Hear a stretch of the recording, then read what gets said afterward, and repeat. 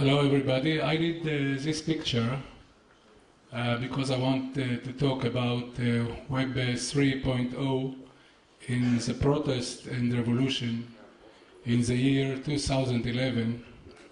And this year, 2011, we see eruption very fast of revolution all over the Arab world, and in Rothschild in Israel, and Occupy Wall Street, Occupy London, Occupy everywhere. And the question is why it's happened in the year 2011.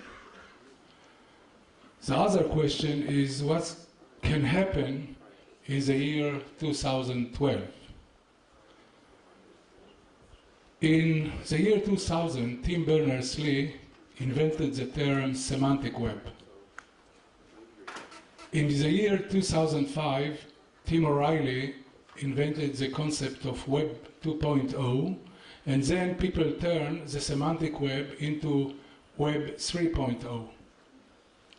And now we have to understand why Web 2.0, which is based on collective intelligence, on the smart mob, on the wisdom of the crowd, why this is the main reason of the revolution and the protest all over the world. In order to understand it, we have to understand the central concept of all the revolutions and protests, which say that the mob is smarter than the genius. Any mob is more powerful than any government. And we see here a shark and little fishes. The shark can be a television station, it can be a newspaper, New York Times or Yediot Ahronot.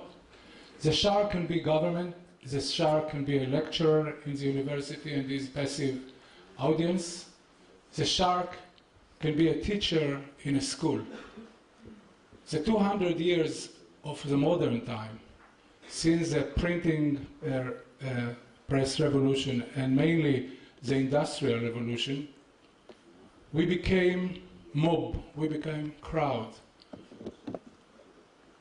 The industrial revolution and the printing press erase us as communities and make us mob, homogeneous mob.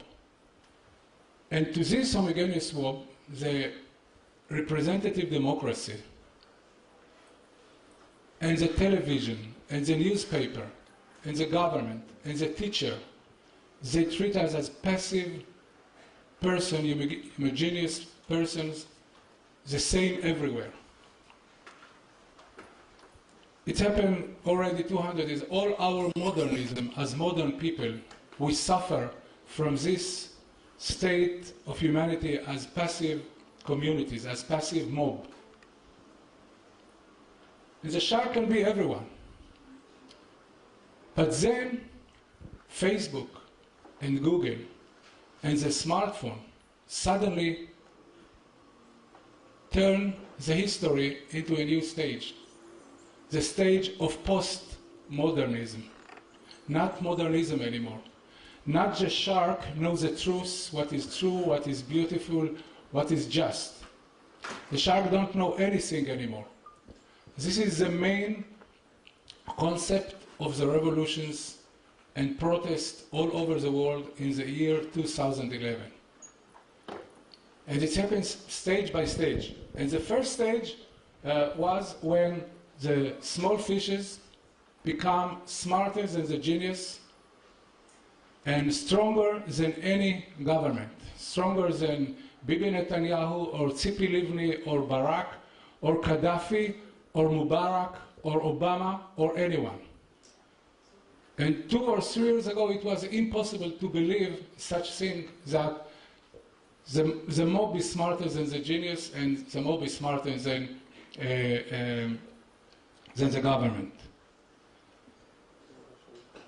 The best theoretician of this theory is Clay Shirky in his very important book, Here Comes Everybody, how to organize without organization. And I try to follow his vision, how to organize without organization, how to make media without television at all, how to make media without newspapers, how to make direct democracy with no government, with no Bibi, no Mubarak, no Obama. How to make it, how to run a company without management, how to run a university or a school without teachers. It's possible now. It's possible with Facebook in the first stage, it's possible with Twitter, it's possible with Google, it's possible with a smartphone in the pocket of everybody. It's absolutely new kind of organization, new mode of communication, new mode of education. And this new mode became possible because the cost of collaboration, this is the main idea of Clay Shirkin, his very, very important book, revolutionary book, that the cost of collaboration between people and the cost between the small fishes and the cost of transactions between the small fishes fall exponentially, while the cost of management of the banks, of the cellular companies, rise exponentially. So we are in opposite trends.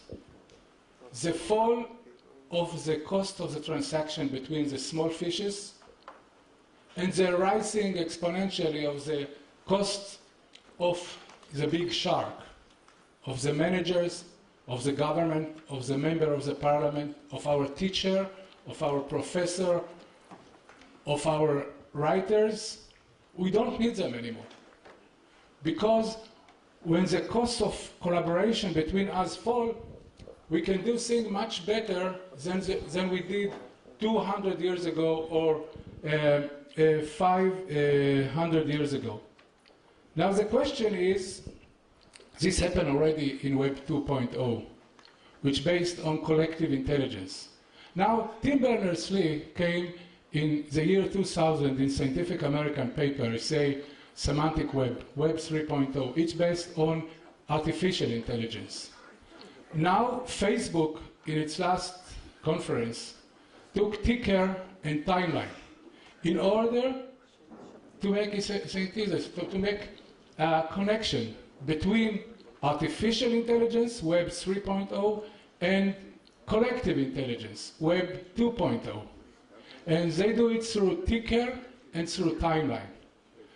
By ticker and timeline, Facebook leading the way to Web 3.0, so it won't be like anymore, but the like will be differentiated into like to collaborate in a protest, like to collaborate in a revolution. I'm here, someone in Jordan, I can collaborate in Jordan Revolution. Thank you very much.